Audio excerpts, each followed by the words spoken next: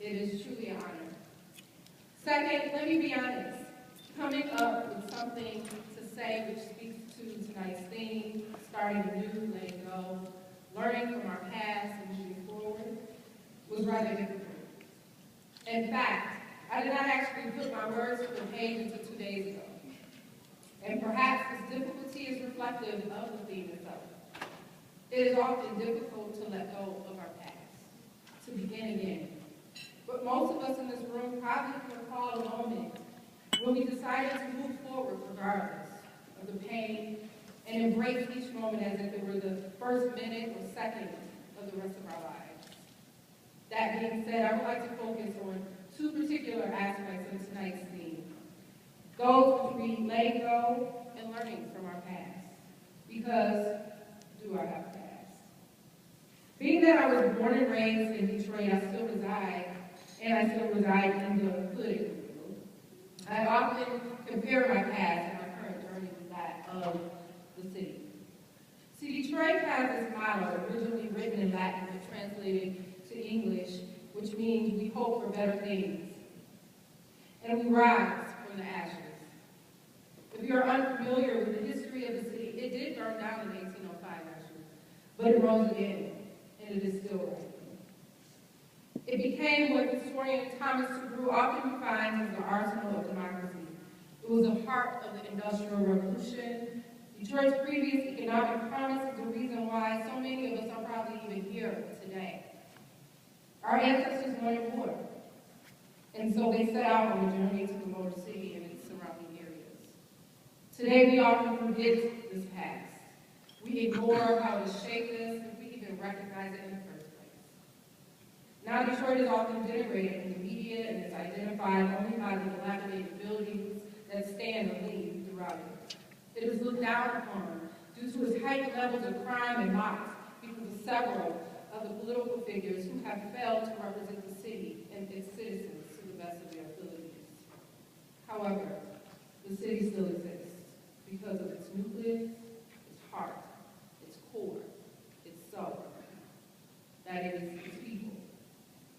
I'm not talking about the newcomers in Midtown, Corktown, or downtown, but I'm talking about those in the communities who have been there, who see the beauty and the opportunity in the vacant spaces in these buildings. So I know you're thinking, well, look, this is supposed to be a speech about you and how you can inspire us, not about Detroit. And you're right. But let me show you why this is relevant. Because remember, I said I often compare myself to that of my city. Like Detroit, I have a past that is less than perfect. But I have a core that supports me, regardless of that past.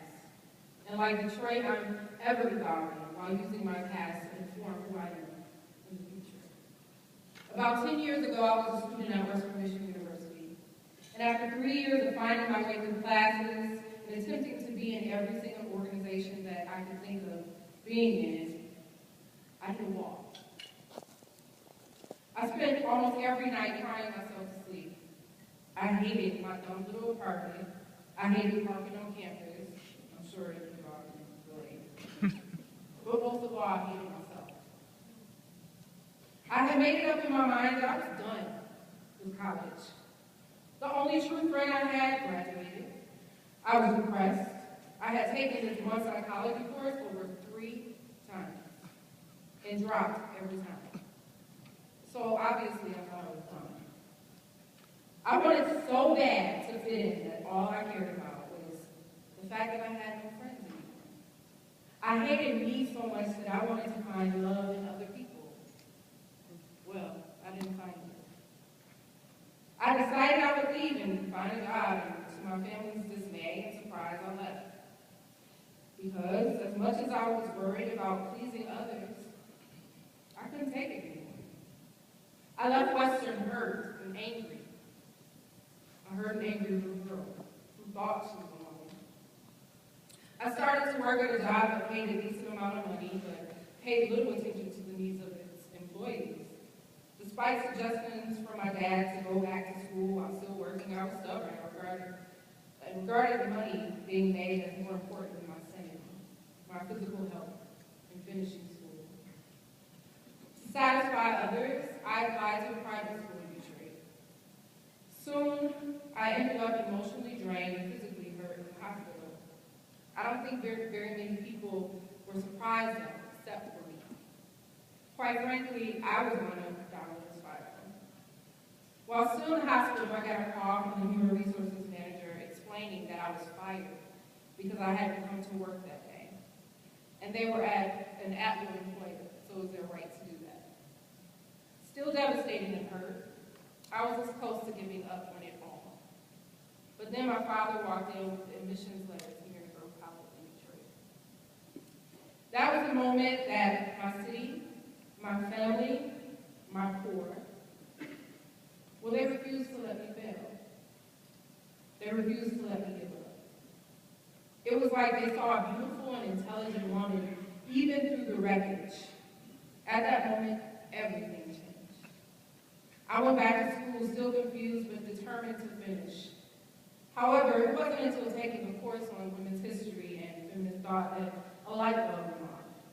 I started to question why I loved all these other people but never myself. At Marygrove, professors took an interest in me and my academic success, but reassured me that without embracing my past, the pain, the anger, the sadness, along with the happy moments, I would never be successful. So let's fast forward to today. I'm a doctoral student, of course, you said that, I'm not sure. And I like to think an activist in the city of Detroit. I'm still growing, as we all are, and redefining what self-love is for myself every single day. On some days, I'm a dilapidated building, but deep inside are memories. More than that, though, I'm like the urban gardens that exist throughout the city. I am destined to be a nurturer to those who surround me. My nutrient is knowledge. I sustain entire communities of women and men who read my work, dialogue with me at the cafes and galleries in the city, and those who take my classes. I like to think that I provide them with the energy and sustenance necessary to help them fight various forms of depression. Yet in order for me to exist, I need help from my community, my family, and my friends. The people that I encounter every single day, like my father and stepmother, who pick me up when I'm falling down. My dear friend Zara, by assuring me that my name is Dr. Carter, not simply Nicole, because in August, I will finish that dissertation. And the little hip-hop heads who call me Queen, who are part of the hip-hop collective I work with in Detroit. They water me with their words of wisdom and encourage me. So like a city, which has a tumultuous past, so do I. But that is the beauty of it, that despite that past, there are still those who see promise and demand better of me. So to end, the late poet June Jordan once shared that being a Black woman in American society means that I must undertake to love myself and to respect myself, as if my very life depends on self-love and self-respect. I want to assure you all that without recognizing and embracing what we were, we will never know where we are going. Our past makes us who we are. And so only when we learn